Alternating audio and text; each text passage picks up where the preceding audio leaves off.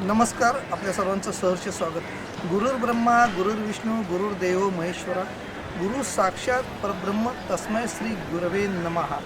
आई माझा गुरु, आई कल्पतरू, असे विविध श्लोक आपण पहिलीपासून जर पुढे शिकलो असेल तर ते आपल्या मातेच्या चरणी बसून आणि त्यानंतर ज्यावेळेला आपण शाळेमध्ये प्रवेश केला तो प्रवेशोत्सव मोठ्या धूमधडाक्यात आपल्या कुटुंबाने साजरा केला. तसाच त्या शाळेने मग आपण ज्युनियर के जी, सिनियर के जी, त्याच्यानंतर मग पहिली ते 10वीपर्यंत शाळेत शिक्षण घेतलं आणि त्यानंतर 11वी ते डिग्री, ग्रॅज्युएशन, पोस्ट ग्रॅज्युएशन आणि त्यानंतर उच्च शिक्षणासाठी आपण पुढे सरसावलो. या सगळ्या आपल्या शैक्षणिक करिअरच्या मार्गात सगळ्यात महत्त्वाचा ठरला तो गुरु.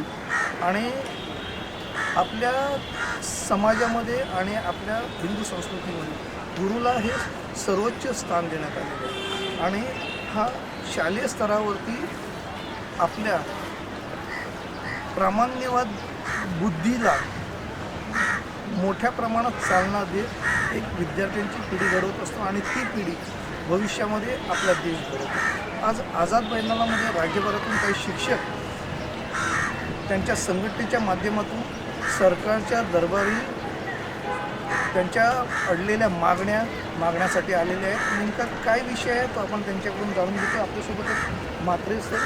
सर नमस्कार, आपलं स्वागत आहे. नमस्कार. आज आझाद मैदानामध्ये आपण आंदोलनामध्ये सहभागी करत आपल्यासोबत बरेचसे शिक्षक आहेत. काय प्रश्न आहे आणि तो मार्गी लागण्यास सरकारकडून चालू होतं?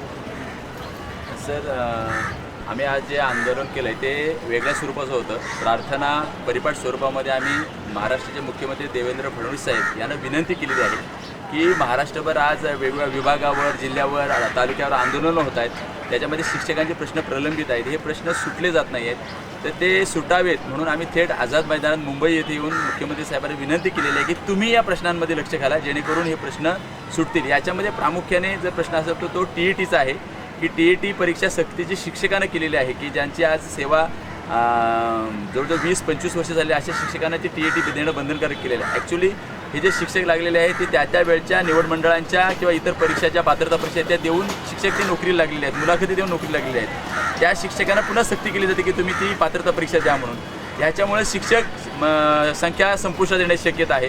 संच मान्यतेचा 15 मार्च 2024चा शासन निर्णय आहे की जिथं विद्यार्थी पटसंख्या आणि शिक्षक याचं जे गुणोत्तर आहे हे फार वेगळं केलेलं आहे जेणेकरून त्या विद्यार्थ्यांपर्यंत शिक्षक शिकवायला उपलब्ध राहणार. मी सांगितलं मगाशी की 1ली ते 5वीला 20च्या पेक्षा कमी पट असेल तर तिथं एकच शिक्षक, 6वी ते 8वीला सुद्धा 20पेक्षा कमी पट असेल तर एकच शिक्षक. आणि अशी जर परिस्थिती असेल तर त्या वर्गाने त्या एका शिक्षकाने शिकवायचं कसं?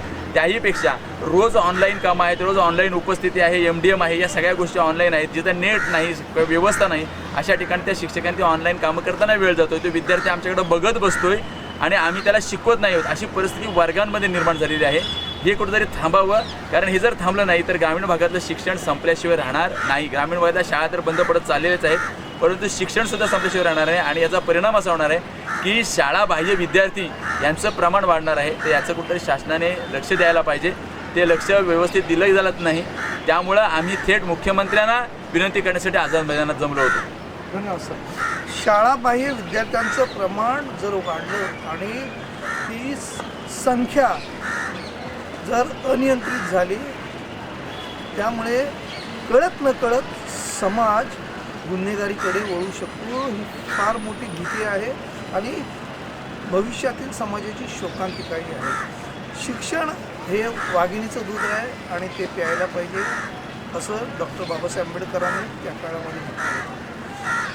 शिक्षण ही फार महत्त्वाची गरज आहे. भारतीय घटनेनुसारही अन्न, वस्त्र, निवारा, आरोग्य, शिक्षण ह्या प्राथमिक गरजेमध्ये येतात आणि ही गरज भविष्याच्या सबल भारत बनवण्यासाठी, बलशाली भारत घडविण्यासाठी फार महत्त्वाची आहे.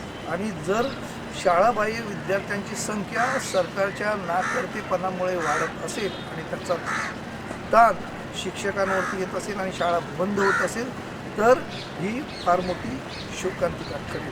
पाहू, राज्याचे मुख्यमंत्री हे जाणते आहेत देवाभाऊ या संदर्भात नेमका काय निर्णय घेतात आणि शिक्षकांना कशा पद्धतीने न्याय देतात ते येणारा काळच ठरला. आझाद मैदान येथून कॅमेरामन प्रियंकासह रिपोर्टर दिनेश मराठे, मुंबई, महाराष्ट्र समाचार. धन्यवाद.